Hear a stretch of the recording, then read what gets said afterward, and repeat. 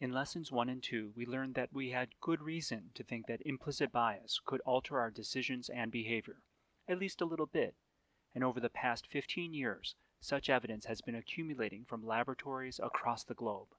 For instance, implicit bias has been found to predict which resumes get called back for interviews, more negative evaluations of ambiguous actions or performance by African Americans, more negative evaluations of confident, aggressive, and ambitious women in certain hiring conditions, how we read the friendliness of facial expressions, awkward body language in interview settings, indeed the greater likelihood that civilians will mistakenly shoot an unarmed African American as compared to an unarmed white individual in a video game simulation.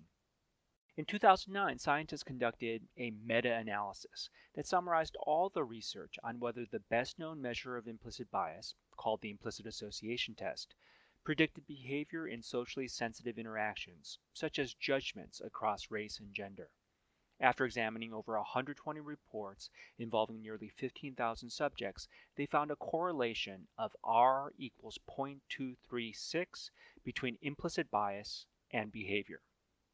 Notably, implicit bias was a better predictor of discriminatory behavior than measures of explicit bias. Now, unless you're statistically trained, you probably have no idea what an R value is. It's meant to measure how much a straight line can be fit between some x and y variables, such as implicit bias and discriminatory behavior. 1, or -1, is a perfect linear fit.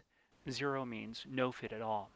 In any event, social scientists consider an R value of 0.236 to be a low correlation, a small-sized effect. And you know what? When a team of scientists extremely hostile to the implicit bias work did their own meta-analysis a few years later, using slightly different methods, they got an even lower R value of 0.15. Okay, what does all this mean for those of us less statistically inclined? Maybe some comparison to medical common sense could help. Let's start with smoking. We tell our kids not to smoke, and for good reason. A smoker, as compared to a non-smoker, is about 11 times more likely to get lung cancer. But when translated into an R value, the correlation between smoking and lung cancer is just R equals 0.08.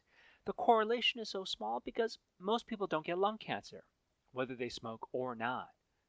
Does this mean we should stop frightening kids about smoking and lung cancer? What about low-level lead exposure and reduced childhood IQ?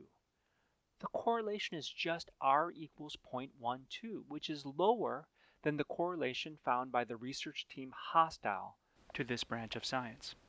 I don't know about you, but I'm still not going to let my daughter drink leaded water simply because scientists assure me it's only a small effect. But if I'm committed to building equity for all, I can't just care about myself and my family, right? Still want more? Interested in the underlying science or have questions about how we measure implicit bias? All that and more in Lesson 4, Explicit versus Implicit Bias.